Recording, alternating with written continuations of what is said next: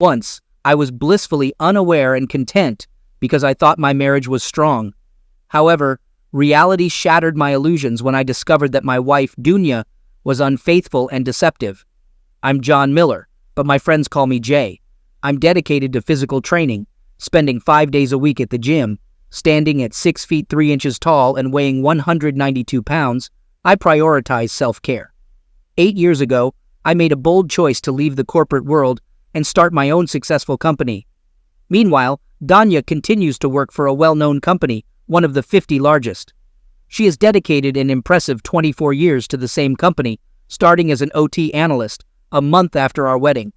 About 5 years ago, she transitioned to a training unit instructor to keep up with evolving technology. Her job requires attending at least 20 days of educational programs annually. At 46, Donya looks stunning at 5 feet 8 inches tall and 118 pounds. She doesn't fit the expectations for a mother of 2. Each morning, she joins 6 other women from our neighborhood for a challenging 6-mile run at dawn. Now, our 22-year-old daughter, Emily, proudly graduates from Florida State University. Following her mother's path, she became a dedicated first-grade teacher in Naples. Running is a family activity, with Emily joining her mother's running group at 14. I'm delighted she appreciates the beer I brew, my hobby, and even joined a beer club in Naples, which I happily attend with her whenever possible. Our 21-year-old son, Kent, is a recent graduate of the University of Florida, passionate about continuing his education. Although he aspires to work in my business, I've made it clear he must gain 5 years of corporate America experience first. I believe real-world experience is crucial for his growth. Danya, my wife, dislikes beer and finds its aroma unpleasant in our home.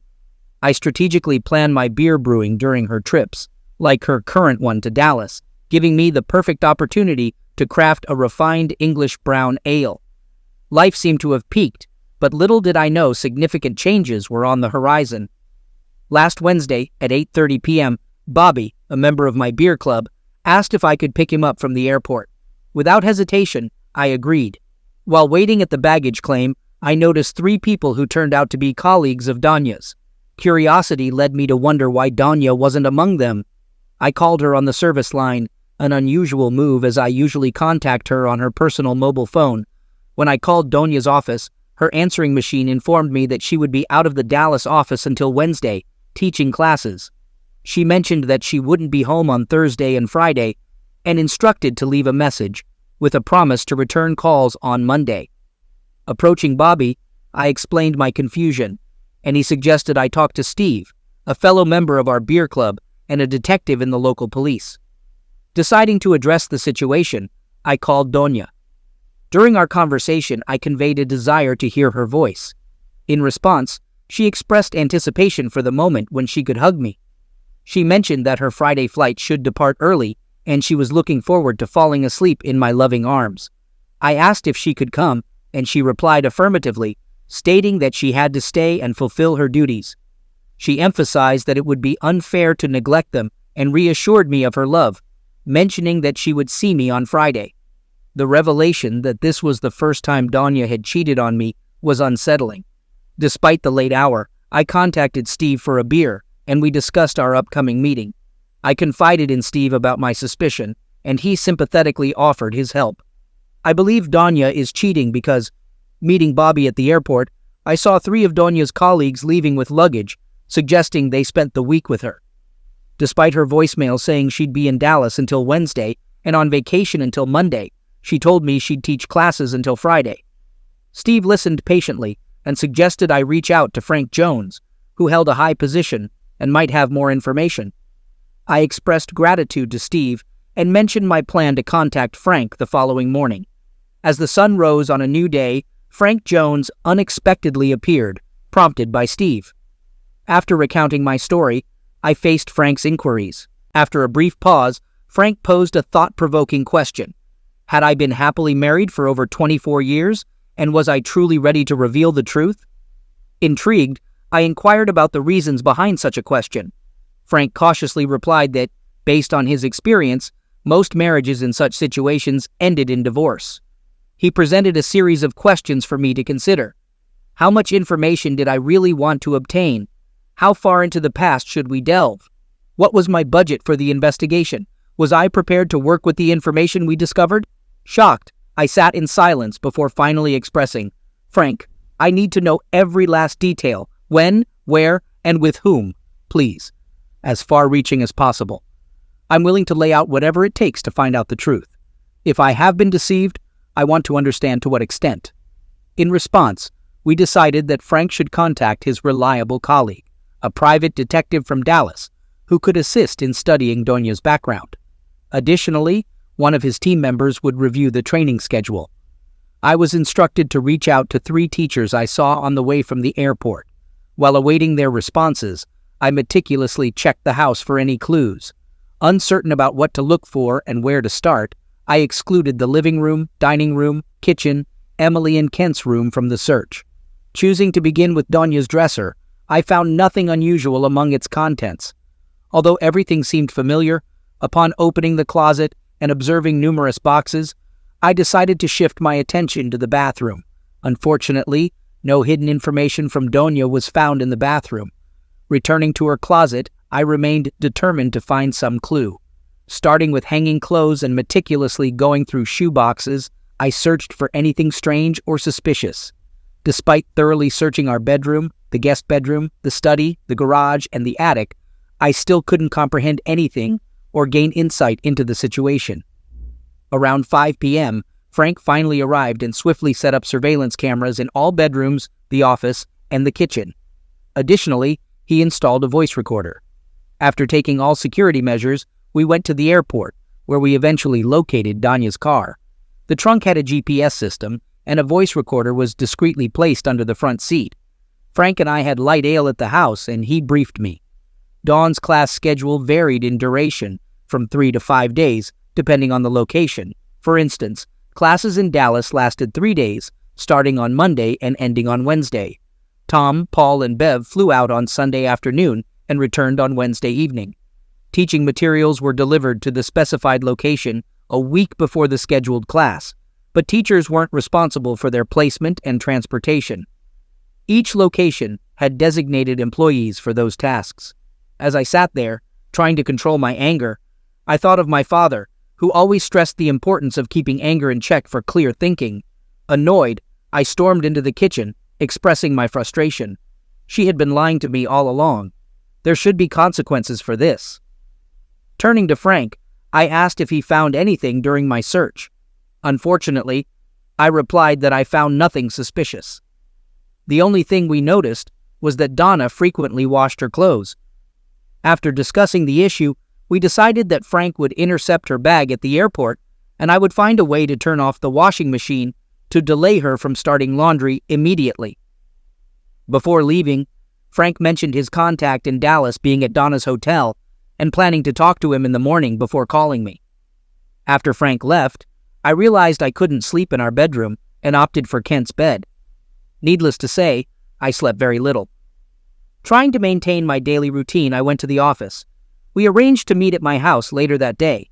Frank arrived at 2 o'clock, carrying a stack of documents. The report from our Dallas employee arrived via email with attached photos. Frank showed me a picture of 6 people gathered at a restaurant table, 3 women and 3 men, sitting in pairs. Curiously, Frank asked if I recognized any of these people. I stared at the photo before responding, "The only one I can identify is Dawn." To get a better look, he handed me individual photos of each person. I studied their faces again in silence, taking a few minutes to scrutinize the details. Handing Frank one of the photos, I mentioned the person seemed strangely familiar, but I couldn't recall where I had seen him before. While having our meal, Frank shared intriguing information. Video cameras were installed on all hotel floors, facing the corridors. We began examining the next set of pictures, showing our group leaving the restaurant, entering the elevator, and eventually disembarking on the 7th floor.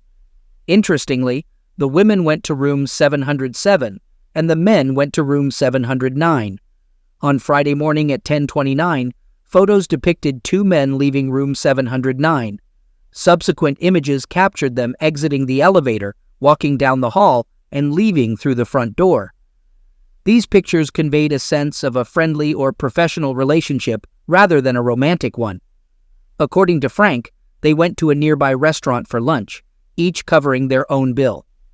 Later, additional photos at the hotel showed them carrying luggage from the room to the elevator, and then each went to the reception desk to complete the checkout process. With a serious expression, Frank turned to me and asked if I was absolutely sure about revealing all the details. Without hesitation, I confidently affirmed my decision. Frank hesitated for a moment, maintaining unwavering eye contact, and then continued. Meanwhile, I received another folder with information about the situation. I won't delve into the conversation details, but I learned that agents from Dallas entered rooms 707 and 709, meticulously recording every step alongside the cleaners. It was revealed that rooms 707 and 709 were connected by an internal door. To gather evidence, sheets were removed and sent to the laboratory for DNA analysis. Additionally, used glasses were carefully packed for fingerprints, and the garbage underwent thorough examination. According to the agent, there was a strong closeness smell in the rooms, and traces of use and stains were found on all 4 beds. To determine if Danya actively participated or just observed, we must await the results of laboratory tests. Frank and I find it hard to believe otherwise, considering her likely involvement in these actions. It's unpleasant to witness the deceptive and unfaithful behavior of the woman I married. As for our next move, she should be back tonight. We decided to start by turning off the washing machine. We moved it and disconnected one of the wires connected to the motor. I believed Frank assigned me this simple task to give me time to process. Back in the kitchen, Frank suggested taking a DNA sample from me and asked if I could find a comb with the hair of each of the children. Perplexed, I asked why he suspected that the children may not be mine and expressed my confusion. "You wanted full transparency, didn't you?" I mused, before suggesting that we needed to collect a piece of hair before the first haircut, needing only 1 strand for each person. He confirmed that this would be enough. Frank carefully packaged my sample as number 1, Kent's as number 2, Emily's as number 3. We managed to take a strand from Donna's comb, numbered as 4. Tomorrow morning, these samples will be sent to the laboratory. Frank has a contact at the airport who will try to intercept Danya's luggage, delaying her return due to the necessary procedures related to the missing baggage claim. After addressing these issues, our conversation shifted to how I could behave normally around Dunya. Could I warmly greet her at home, hug and kiss her? Could I patiently listen to her made-up stories about the trip? Could I invite her to dinner tomorrow and engage in close activities with her? How long and convincingly could I continue to deceive her? Frank mentioned that his team needed ample time to collect and analyze evidence, warning that it could take several months to realize all the consequences of Danya's actions. Could I stay calm for this extended period? I promised him that I was ready to do whatever it took, because my ultimate goal is to uncover the truth. Frank asked if it was possible for me to go on a 3 or 4 day business trip out of town. Thinking about who I could visit in the shortest possible time without arousing suspicion from Danya, I smiled. Looking up, I said I wanted to visit one of my longtime clients in St. Louis. I planned to inform Donna about my departure on Monday morning, with my return scheduled for Thursday afternoon. I asked Frank why he wanted me to leave, seeking an explanation. Frank clarified that if Danya had any hidden motives, she might avoid suspicious actions while I'm away to prevent arousing doubts. There's a chance she could lower her guard, potentially making a foolish move. I sense she had a great weekend and is eager to resume a relationship with someone. Unfortunately, her office lacks video surveillance, but we wondered if there's something she always carries that we can use to our advantage. Perhaps we could discreetly attach a small bug to it. Any suggestions? After pondering, I suggested her briefcase. Frank admitted it's not a perfect solution, but better than nothing. He'll leave a bug with me, and in the evening, I can attach it to her briefcase. It's time for him to go. Am I ready for the show? I replied with a simple yes. As Frank was about to leave, he mentioned that if I had the chance tonight or tomorrow morning, I should check for liquid stains on Danya's underwear. Good night. If you get a chance this weekend, call me. And remember, stay calm. I settled on the back terrace with a porter in hand, letting my thoughts wander. Apart from Donna planning to do laundry early Saturday morning, nothing made me doubt her intentions. Just before dawn, my morning was interrupted by a phone call from Frank. He informed me that Dana's luggage reached the laboratory successfully. He emphasized the need to remain calm. At dawn, her typical travel fatigue mixed with disappointment over the airline mishandling her belongings. She was unhappy, especially missing 2 recently bought pairs of trousers. But she said everything else could be replaced and essentials were safe in her carry-on luggage. Seeking solace, she hugged me, expressing love and joy at returning home. She shared her longing for my presence during her absence. After a gentle hug and kiss, she headed upstairs for a relaxing bath. Meanwhile, I discreetly attached a bug to her briefcase and sat down in front of the TV, thinking about those cherished moments we shared. Recalling Dunya's arrival, I couldn't shake the feeling of immense love from her. Despite travel fatigue and mild luggage dissatisfaction, she was thrilled to be home. Comparing my efforts to her impeccable work, I realized I needed to improve and match her level. It became clear that I needed to improve and hone my abilities so that she would not see that I was behind the facade. I decided to fix the situation, put aside all doubts, and climbed the stairs, preparing for bed where we'd find solace in each other's arms. I think Donya overslept Saturday morning, as she didn't have any worries with the laundry. Before taking a shower, I involuntarily began to examine Donya's underwear and a basket of dirty laundry, feeling uneasy, as if I had invaded her personal life. I didn't expect to closely inspect the close area of her underwear. Though not an expert, I found nothing unusual. After a bath, I went downstairs, made coffee, fetched the newspaper, and waited patiently for dawn. When I was pouring my 3rd cup of coffee, she came into the kitchen with a calm expression on her face, wrapped in a bathrobe and smiling. I greeted her with a cheerful, "Good morning, sleepyhead." Seeing her well-rested, I remarked that it looked like she was ready to conquer the day. I offered a cup of coffee, to which she gratefully smiled and expressed her desire for one. I jokingly mentioned that I should make luggage mistakes more often if it leads to such delightful vacations. After our shared breakfast, I went outside to attend to my own tasks. A few hours later, she mentioned her plan to go to the grocery store and kindly asked if I needed anything. Politely declining, I said, "No thanks." While she was out, I planned to organize and transfer a batch of English brown ale from the primary to the secondary. During dinner at our favorite Italian restaurant, we had a lively conversation, sharing our impressions of the past week and discussing upcoming plans. I spoke about my recent trip to St. Louis, and she expressed happiness at being home after exhausting travels. She mentioned if her luggage was still missing by Wednesday, she'd go shopping for replacements after work. To my relief, she hoped no one would find out about it, except for those trousers she's worn for ages. I grinned and continued to share with her the details of my latest batch of English brown ale. In the end, we decided to wrap it up, and I made 2 cases of my homemade beer before heading to St. Louis. I know the journey takes more than 8 hours, but what can I say? I sincerely love to drive, as it allows me to be alone and reflect.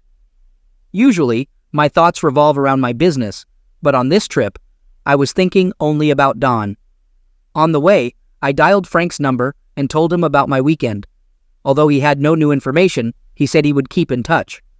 Lost in thought, I was surprised to realize that 4 hours had already passed. I dialed Frank's number again, deciding to get down to business. I asked him to tell me honestly what his intuition says. Taking a pause to collect his thoughts, Frank replied that he discussed this issue with Joe in Dallas, and they were sure that Donya had been having numerous affairs for a long time. We proceed from the fact that it is impossible to simply observe many hours of close meetings without active participation. In addition, their undeniable closeness to each other further reinforces our suspicions. They showed no signs of fuss or nervousness, did not hold on to each other, but went into different rooms without attracting attention. People have been developing such confidence in their actions for years. I feel intuitively that you may be unhappy with our conclusions regarding this group, which includes your wife. According to Frank, our man reported that these 6 people discussed classes, their families, and showed amazing ease in communicating with each other. It is noteworthy that they bore their own expenses, deliberately avoided sitting next to the same person during meals, and communicated with each member of the group. It is safe to say that this group has maintained its connection for a long time. They maintained a friendly atmosphere in the hotel rooms, but once inside, they threw stormy parties. Frank's last words to me were about the need to make a decision regarding Donna and the other members of that group. After that, I contacted my lawyer, Michael Davidson, the best divorce lawyer in the state. After giving him a brief information, he convinced me that Dave Ford would definitely contact me. After settling into a hotel room, I called Tanya to inform her of my safe arrival in St. Louis. Then I contacted Fred to confirm our planned golf game. At about 9:30 p.m., Frank called to see how I was doing. I told him that I had already given his name to my lawyer and that Mike would contact Dave Ford on my behalf. Frank found it funny and mentioned that Dave Ford's reputation alone could intimidate any lawyer Danya approached. I'm tired, and I really want this situation to end. If they want to play violent games, then I am ready to show my skills. On Tuesday, I spent the whole day with Fred on the golf course. Around 1 o'clock on Wednesday afternoon, Frank called me and asked about my schedule. I told him that I was free until the end of the day and planned to go home on Thursday morning at about 2 p.m. Dave Ford contacted me, and I informed him about the current situation. I felt relieved when he gave his approval of my success. He highly praised Frank's company, considering it among the best. After learning my plans, Dave inquired about my desires. If Dawn proves unfaithful, I'll seek a divorce. However, to fully grasp my disappointment in Dawn and her partners, I must wait for Frank's team's investigation to conclude. I suggest starting the divorce process, citing infidelity as the basis. Our conversation shifted to gathering evidence during the upcoming class and discussing my ability to maintain the appearance of a normal life for several months. Dave informed me about the possibility of a quick, no-fault divorce in Georgia. Accusing her of infidelity would be more profitable, especially with our children being adults. After further discussion, I realized I needed to carefully consider my approach to divorce. On Wednesday evening at 9 o'clock, there was a sudden knock on my door. To my surprise, Steve and Frank were standing there. I asked about their unexpected visit, and Frank replied with unpleasant news he wanted to share personally. Steve didn't know the purpose, but Frank thought it would be good for me to have a friend at this conversation. It's up to you whether Steve stays to hear the news. Despite the seriousness, I wanted Steve to stay. Seated, I met Frank's eyes. He revealed that test results confirmed Donna's active participation. Shockingly, traces of all 6 individuals' activities were found on one bed, even though each woman had her own bed. Our evidence strongly proves that every woman had close relations with all 3 men on their beds. Identifying Danya was possible with the DNA sample taken from our house's hair. Jay, I'm sorry for how things turned out. I was stunned, trying to grasp the depth of the situation. Time seemed to have stopped, and I sat in silence, closing my eyes to regain calm and suppress the growing rage. Finally, I plucked up the courage and opened my eyes to utter words of disbelief, doubting anything could be more terrible than finding out my wife was involved with 5 other people. Frank, with a slight cough, revealed the unthinkable truth. 2 of these men turned out to be the biological fathers of our children, Kent and Emily. I wasn't there. Father. This news hit me like a ton of bricks, and in an instant, I jumped up, shouting for an explanation. How can this be? My children weren't mine. I will have a certain benefit from this opportunity, as I will be the one to use it. This woman has been in an extramarital relationship for more than 24 years, deceiving and manipulating me. They sat in silence, watching me walk up and down the room in agitation. My thoughts were racing, trying to figure out the news I had just learned. My once perfect world was crumbling before my eyes. How do I navigate this situation now? It was impossible to imagine that neither Kent nor Emily were my biological children, not to mention that my wife had a long-term love affair with one of the partners throughout our marriage. Frank accurately assessed the current difficult situation. It was clear that the consequences of this would be severe. I planned to show my ability to play hard. Steve and Frank watched as my emotions gradually changed from shock, disbelief, and confusion to sadness, loneliness, loss, anger, rage, and finally, determination. Time seemed to freeze. I walked back and forth, not realizing how much time had passed.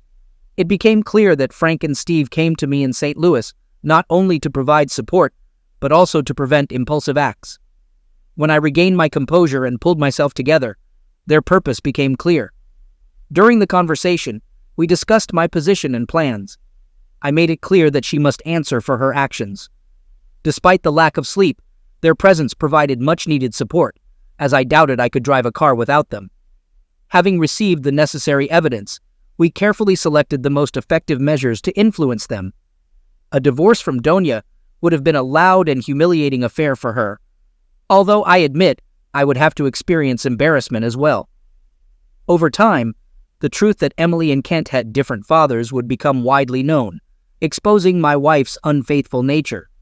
In the state of Georgia, both parties have the option to file for a no-fault divorce, which means filing, waiting for 30 days, getting a divorce, and dividing the property. In the case of filing for divorce based on infidelity, the process becomes much longer, taking months to set the court session date and provide evidence. Despite my strong desire to bring Dawn to court for her infidelity and force her through all the court proceedings, my friends Steve, Frank, and Dave convinced me of the need for a no-fault divorce. They said it would be faster and more economical, and at the same time, I would be able to embarrass Dawn and her partners. Now all I had to do was decide when to proceed with the divorce. In Atlanta, Steve, Frank, Dave, and I gathered in Frank's conference room to discuss what we know, what information we still need to get, what methods to get it, and what actions need to be taken to bring them to justice. Curiously, I asked Frank if Dawn had been involved in any suspicious activities while I was away in St. Louis. Frank replied that Dawn had done nothing wrong and had not conducted any inappropriate phone conversations. Continuing the conversation, Frank said that we were able to trace all the actions of a group of 6 people over the past 5 years. Interestingly, 2 members of the group constantly booked adjacent rooms, although they were not always the same people. Although most often, all 6 people were present in the room. There were cases when the composition of the group changed. At times, 1 woman appeared next to 3 men, forming a group of at least 4 people. I did not expect such a development of events, and therefore I began to show my despair by damaging the table with force and sharply calling it cheating. I demanded that Frank thoroughly investigate the gang of 6 people, including Dawn, and find out all the details. It became clear that my knowledge of the situation is limited. I wanted to discover their marital status, the duration of their parental relationships, and whether the children of these women were fathered by their husbands. Additionally, I needed information on whether they all worked in the same organization, their places of residence, and other details that could be uncovered. With Donya's schedule in hand, Frank obtained information about upcoming classes and their locations. This allowed Frank to establish contact and develop a detailed plan, including installing cameras and bugs in hotel rooms. Frank understood that evidence collected this way couldn't be used in court, but his goal was to achieve a guilt-free divorce, requiring crucial information. An interesting detail in Dana's calendar was that she had exactly 3 classes scheduled before our upcoming 25th wedding anniversary celebration. Notably, the 25th anniversary fell on a Sunday, and Donya's last class in Orlando ended on Friday. Observing this group, I firmly decided that our anniversary would mark the end of our communication. I chose not to participate in any celebrations with her, as her gift would not be appreciated. At that moment, I would cease being a deceived spouse, and she would begin facing the consequences of her deceitful actions that persisted for over 24 years. In that moment, I would turn my suffering into her worst nightmare. Donya would deeply regret the day our paths crossed, because I considered her guilty of numerous lies endured throughout our marriage. A week passed, and we gathered in Dave's conference room, eagerly awaiting news from Frank. As I settled in, I couldn't help but reflect on the incredible journey we all experienced together. The group, known as the Gang of 6, included George C. Thomas from Richmond, Virginia, Henry S. King from Little Rock, Arkansas, Charles K. Nixon from Columbia, South Carolina, Joyce D. Hopkins from Miami, Florida, Catherine G. Williams from Knoxville, Tennessee, and of course, Dawn. Fate brought them together over 24 years ago during a training program for new employees of the same organization. When the Wednesday of Donya's last class arrived, Frank, Steve, Dave, and I gathered around the conference table, ready to hear the latest news. Last week in Washington, Donya and Henry occupied adjoining rooms, while the other 4 members of the group were scattered on different floors of the hotel. It was discovered that Donna and Henry, in adjacent rooms, slept in the same room at the same time. No woman entered or left the man's room, and there was never a simultaneous exit from adjacent rooms during the whole day and early evening. They spent a lot of time together, but after 10 o'clock in the evening, they gradually dispersed to their rooms. Only after 2 o'clock in the morning did they return to their rooms, except for Thursday evening, when all six spent the whole night in adjacent rooms. Their conversations and interactions outside the rooms resembled those of professional colleagues. They discussed accommodation, meals, attended games and performances, and shared news about their children's classes. After 24 years of living together, keeping their secrets hidden has become a familiar thing. Once again, Frank's agents discreetly entered the room, posing as a cleaning crew. Fortunately, close contacts occurred only in adjacent rooms, making it easier to collect hair samples and fingerprints from each participant for further analysis. Sheets from each room were carefully collected, along with samples of women's underwear. Thanks to irrefutable DNA evidence, we successfully uncovered the truth. George turned out to be Emily's father, and Chuck was Kent's biological father. Danya faced difficulties associated with unprotected closeness, having many partners, making it impossible to determine the true father of her children. In Richmond, Virginia, George C. Thomas had been married for 24 years with 2 adult children. George and his wife were unaware that they would soon find out about another daughter. Similarly, Henry S. King from Little Rock, Arkansas, had been married for 23 years with twin sons who turned 21. On the other hand, Charles K. Nixon from Columbia, South Carolina, tied the knot with his high school sweetheart and lived in marriage for 25 years, resulting in a son. Chuck is on the verge of revealing the truth that he has another son. In Miami, Florida, Joyce D. Hopkins, happily married, is getting ready to celebrate her 25th wedding anniversary. Joyce is a proud mother of a 23-year-old son and a 21-year-old daughter. Meanwhile, Catherine G. Williams from Knoxville, Tennessee, has been married for 23 years and is the mother of 2 daughters and a son. All members of the friendly group called the Gang of Six have been married for over 23 years and seem content, except for Chuck, who recently discovered the painful reality of his wife's infidelity. We're curious about whether any of these 3 men could be the fathers of Joyce or Catherine's children. It's very likely that at least one of them is the biological father, and their spouses probably want to know the answer too. Frank hopes to find out by next Wednesday, although I'm not sure about his plans. In a brief meeting at Dave's office on Wednesday, Frank informed us that classes in Orlando last only 3 days, which is quite surprising. Can you believe it? Next Thursday and Friday, the group plans to spend time before its anniversary. Bish's complete lack of respect for me is indisputable. Bish will be responsible for the consequences. When I came to my senses a little, Frank reminded me that I am not the only spouse whose children have different biological fathers. Henry is the father of both Joyce's daughter and Catherine's son. Catherine has 2 daughters whose fathers are George and Chuck. Surprisingly, Joyce is the only woman among all who has at least one child whose father is her husband. Henry is the biological father of Joyce's daughter and Catherine's son, and George is Emily's father. One of Catherine's daughters is also the child of Chuck, who is her biological father. It's all pretty confusing, and I feel like I need a flowchart to keep track of it all. Even though I know my marriage is over and I've gone through all the stages of grief, I find the strength to create the appearance of a loving husband. It's become a kind of game for me.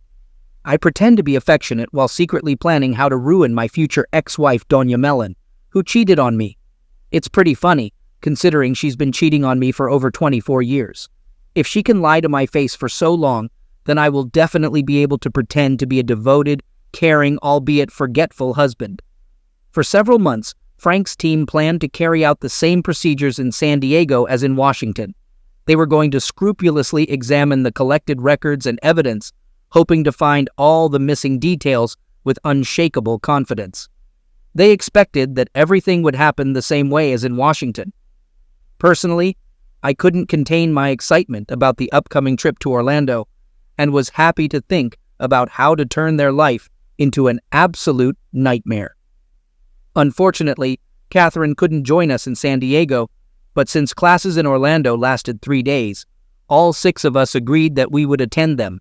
The prospect of spending 2 days without the presence of colleagues, where we could maneuver freely, filled us with joyful anticipation. Donya was clearly neglecting our anniversary when she chose to spend time with her comrades instead of rushing to the one she supposedly loves. She didn't know yet that I had already planned to be their instructor for Wednesday afternoon. In the presence of all the students, I will hold the final hour of classes so that everyone will witness the final exit of the Gang of Six. Dave Ford and his team were well informed and prepared to process the necessary legal documents. He gave me a guarantee that everything necessary would be ready on time. In addition, Frank ordered his staff to be present on the spot and closely monitor the members of the group. The moment of truth was fast approaching.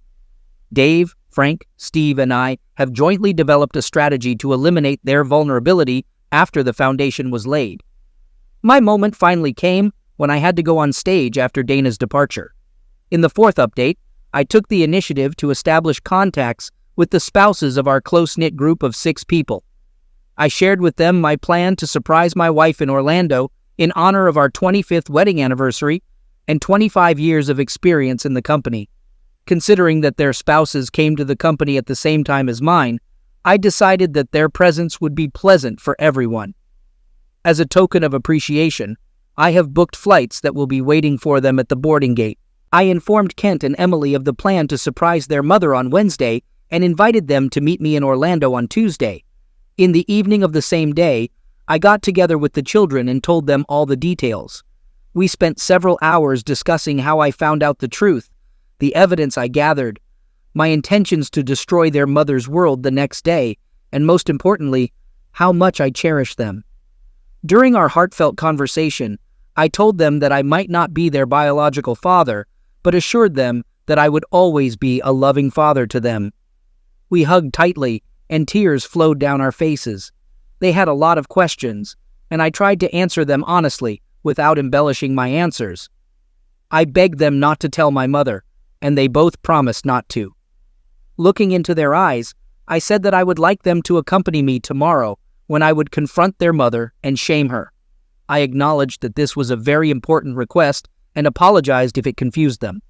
Unfortunately, the fact that they are not my biological children will soon be made public in the Atlanta newspapers, which will undoubtedly lead to shame for all of us. If they decide to come, they will witness my rude attitude towards their mother and her companions. I may say something that will embarrass them, but it is important to know that nothing I say will change my attitude towards them.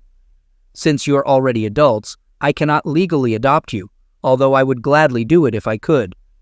But despite this, I want you to know that I sincerely love you both and consider you my children.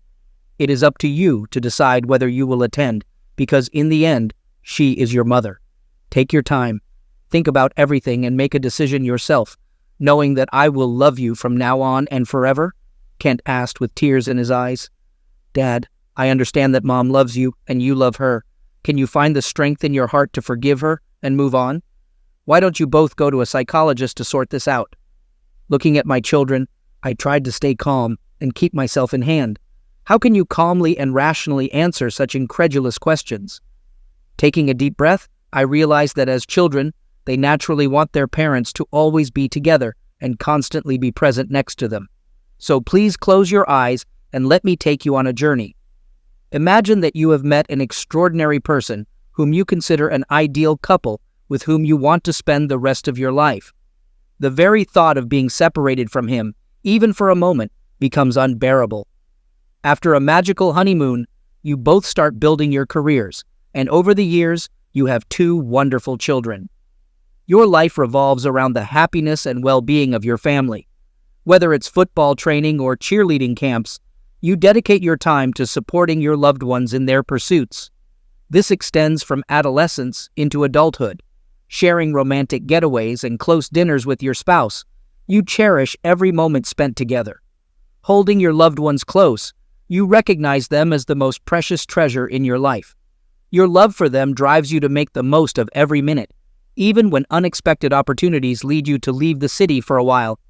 No matter where you go, your heart longs to return to the warm embrace of family. Grateful for their presence, you express your thanks to God daily, understanding that your family brings immense joy and happiness into your life. In this state of contentment and bliss, you find solace in believing that life cannot get any better. Take a moment to ponder these words as they sink into your consciousness. Happiness radiates from the faces of the people before me.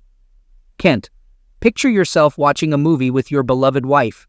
In a scene, she finds herself in a hotel room with 3 men and 2 women. Each woman selects a card from the deck, and your wife's face lights up with joy when she reveals her ace of spades. Given this scenario, Kent, do you still believe in your wife's love for you? Emily, envision your husband as one of the men in this movie. How do you feel about forgiveness? Are you willing to seek help from a psychologist and overcome this issue together? Kent sat there, his eyes filled with tears, and Emily sobbed beside him. Both needed time to process my words and regain control of their overwhelming emotions. As the film concluded and the credits rolled, it became evident that the group had consistently released 4 films a year for 24 years. Surprisingly, we even gained access to a live broadcast of them shooting another movie in a hotel room just a kilometer away from us. Additionally, I managed to collect over 40 hours of video recordings from your mother and her colleagues during the 3 previous expeditions. Wouldn't it be devastating to discover that you're not the biological parent of your children, or worse, that your husband is the biological father of someone else's child? How would you feel upon learning such revelations? Continuing my thoughts, I presented a scenario where the person dearest to you decides to leave you and your children a day early to engage in entertainment with a group of people solely for an extra day of fornication activities. Furthermore, they decide to extend their stay for an additional 2 days solely to continue their close life. When your spouse returns home, it takes a whole day for them to recover before being with you, the person they claim to love. How much love, respect, and care do you think they feel for their spouses or children? Your mother not only disrespected and lied to me, but to both of you. Kent, holding back tears, responded that he had never thought about it from that point of view and acknowledged that his father was right. He expressed that he wouldn't want his wife to treat him in a similar manner and hadn't anticipated that his mom would prefer spending more time with this group instead of being at home. Kent expressed his love, stated uncertainty about being around tomorrow, and apologized for the pain his father was going through. He promised to keep his father posted and mentioned that if his husband ever did such a thing, she would give him a good kick. Emily expressed her gratitude for being such a wonderful father and stated her love for him. She acknowledged that Kent seemed to put his interests ahead of theirs, similar to how their mom chose her group. Emily also mentioned that she and her father would be there tomorrow, and that it was time for Kent to step up and become a responsible adult. Taken aback by Emily's unexpected reaction and outburst, I admired my kids with a burning look. Emily inquired about the plan of action for tomorrow. I explained that I had invited the spouses of the members of this company, consisting of 6 people, to join us tomorrow for a surprise celebration. Their spouses believed that we were celebrating our 25th wedding anniversary, and since they had been with Danya all these years, I decided it would be appropriate for them to take part in the celebration. You and Kent are the only ones who know about this in advance. I want it to be a complete surprise for everyone else. I plan to provide them with all the evidence I have so that they can freely express their emotions and calmly react to their unfaithful partners. By the way, don't forget that you have stepbrothers and sisters that you might want to meet later. All 5 remaining partners joined us at the hotel. We had the opportunity to meet, get acquainted, and enjoy a delicious lunch at 2 p.m. Our group, including Kent, went to the hotel where Donna's class was taking place. When we entered the lobby of the hotel, the rest of my unexpected guests were already waiting for us. Among them were a lawyer from Dave Ford's office, Frank's employee, and an experienced videographer. To top it off, a florist arrived at 2:30 p.m. to deliver 25 red roses ordered by me personally. Emily and other women couldn't help but admire their beauty and noted how beautiful they looked. Emily's eyes were blazing with determination. She was preparing for the upcoming battle. Taking a break to calm down, I told her that everything was in my hands. At exactly 2:45 p.m., we went to the meeting room, Emily leading the way and Kent following. The couple, overcome with anticipation, looked no less excited. Carrying a bouquet of 25 roses, I entered Donna's classroom at 3 p.m., accompanied by John Manning and his video camera. Donna's face turned crimson when she noticed me approaching with flowers and a smile on my face. I playfully noticed that her blush was perfectly combined with roses, which caused a burst of laughter from everyone present. Smiling, Donna looked at me and then turned to face the class, introducing me as JT, her beloved husband. Scanning the room, I noticed the other 5 people scattered around, just as I expected. Turning back to Dunya, I conveyed that I knew today was the last day of classes, and before they all left, I would appreciate their help to make this day unforgettable for her. I shared that this Sunday, we would be celebrating our amazing 25th wedding anniversary. Right on cue, a group led by Emily emerged from the hallway. As they entered, the photographer captured a stunning picture of Donna's face. Although her expression was absolutely priceless, the close group members appeared to be in complete panic. Grinning broadly, I stood and observed as Emily introduced Dawn to the spouses of her friends involved in ducks. It was clear that Emily was relishing the unfolding drama, and I realized her future husband should be cautious. I explained that we were celebrating our 25th wedding anniversary this Sunday and hoped to get their help to make it special. I mentioned that next month, Donna would be marking the 25th anniversary of her work in this company, making it truly wonderful when 2 significant events happened in such a short time. I found it interesting. Around the same time, George, Henry, Chuck Jones, and Catherine joined the company. To make this event more memorable, I invited their spouses to join us.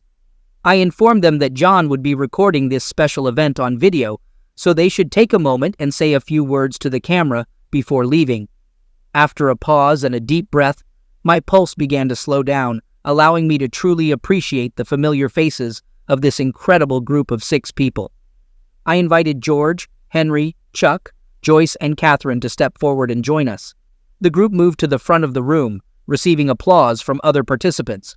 When Emily appeared next to me, I sensed she was eagerly anticipating what was coming. Taking her hand in mine, I guided her to George. In a calm voice, I introduced George Thomas as Emily's biological father. Donna's face turned pale. She looked like a ghost. George's wife stared at me with disbelief and asked me to repeat my words. I confirmed that, indeed, George is Emily's biological father. George found his voice and questioned why I thought he was her father. I extended my hand, and the lawyer placed 3 documents in my palm. Turning to George, I handed him the first document, saying it was a petition for a court-ordered paternity test.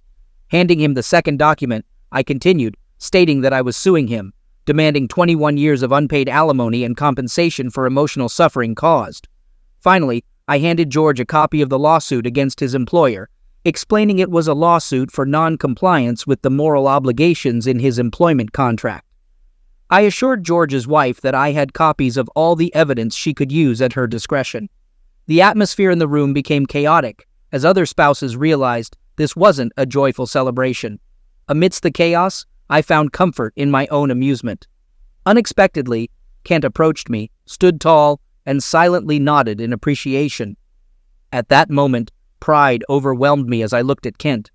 With a sense of achievement, I guided us to Chuck, intending to introduce him similarly to how I introduced Emily to her biological father.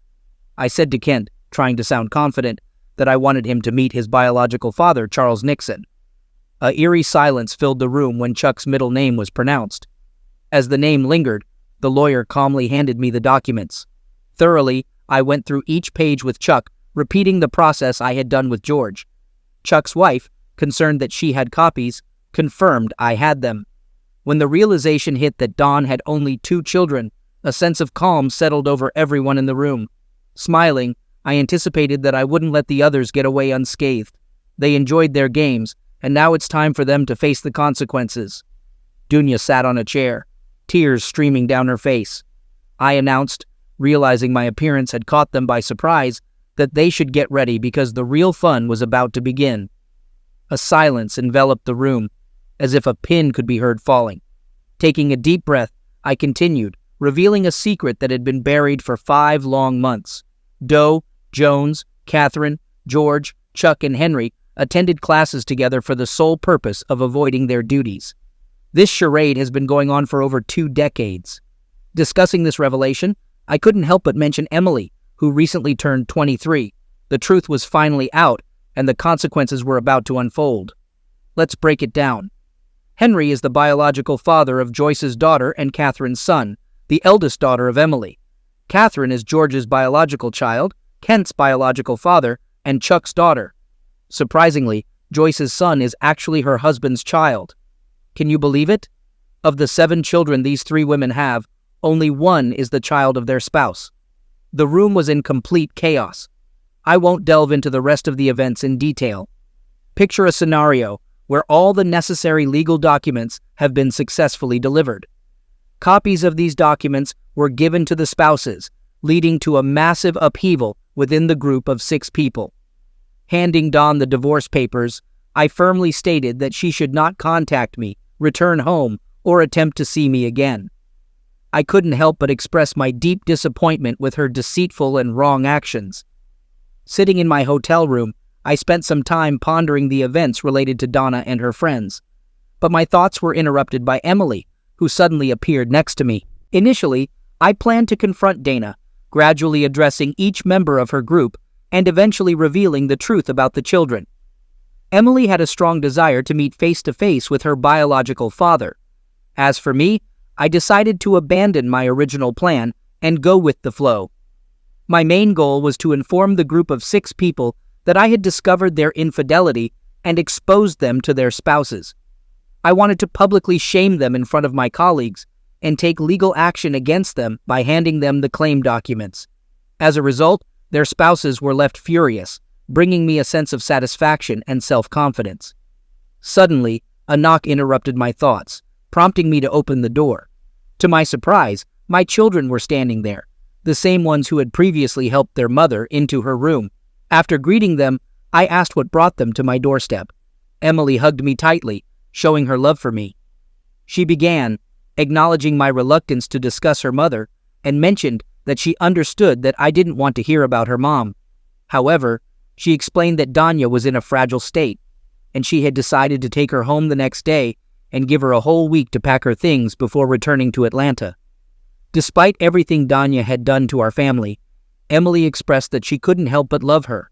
There was determination in Emily's eyes, and I realized that Danya was in desperate need of someone's support. I was grateful to Emily for doing what was right for her mother. The last few days had shown me that Emily is an incredibly resilient and strong woman. Kent, expressing himself, said that he loved me and despised the way Mom ruined our family. He asked if he could accompany me on my trip home tomorrow.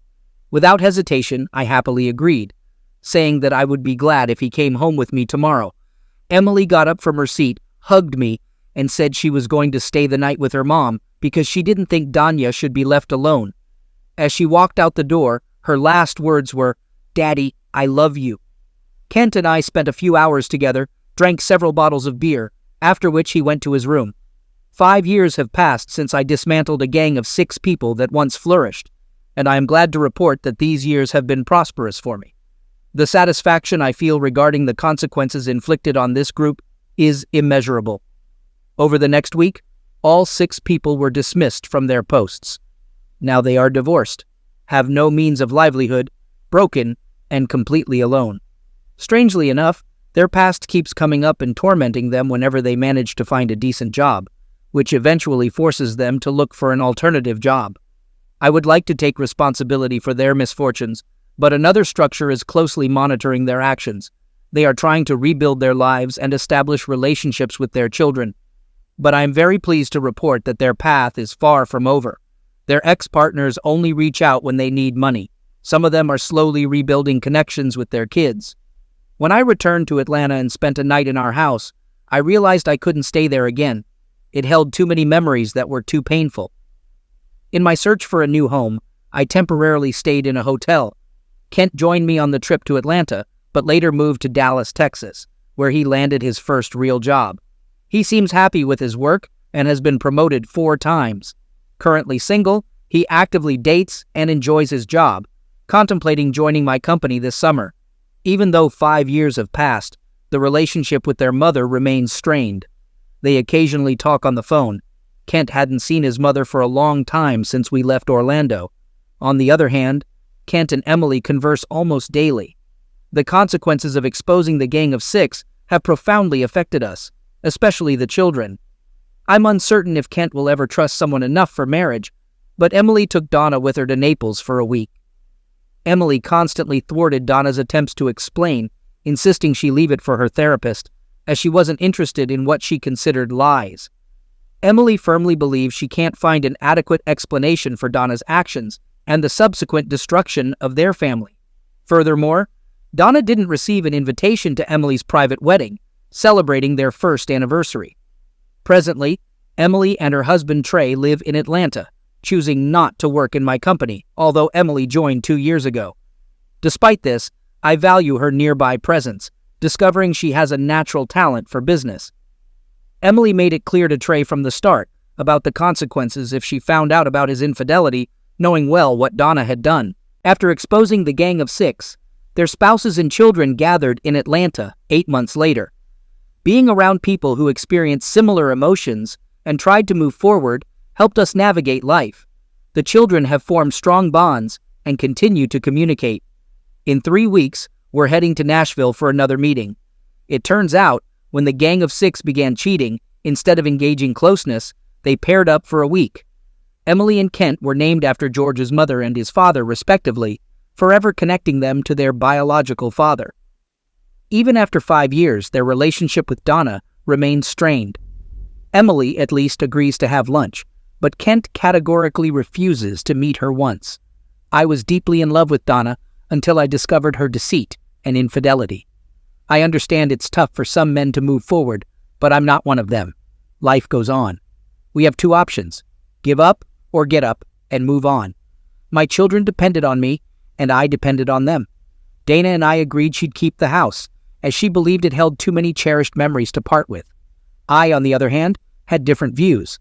I also settled matters with George and Chuck, placing the money they provided in trust funds for Emily and Kent.